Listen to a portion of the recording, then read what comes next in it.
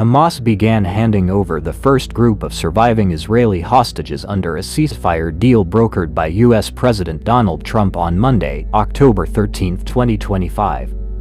This handover marks a significant step in efforts to end the bloody two-year conflict that has devastated the Gaza Strip and claimed tens of thousands of lives. The Israeli military confirmed that 7 of the 20 surviving hostages had arrived in Israel after being handed over by the Red Cross on the Gaza border. Thousands of Israelis gathered in Hostage Square in Tel Aviv to celebrate the news of their long-awaited release. "I am so happy, I am filled with joy.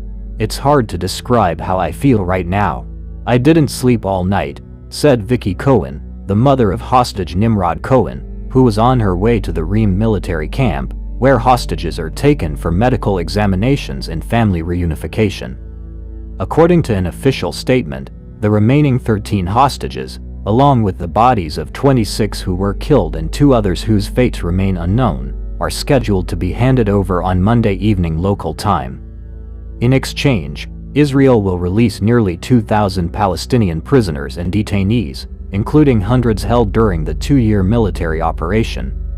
While the mood of mourning enveloped Israel, on the other side of the Gaza border, a different atmosphere prevailed. About a dozen armed men believed to be members of Hamas's military wing were seen at Nasser Hospital, where a stage and chairs had been set up to greet the Palestinian prisoners to be released by Israel as part of the deal. This step is the first phase of a ceasefire agreement reached last week in Sharm el-Sheikh, Egypt, where Trump was scheduled to lead a summit of more than 20 world leaders that same day.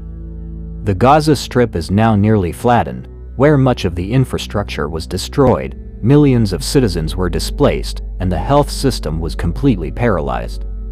According to international organizations, the war created the largest humanitarian crisis in the region in decades.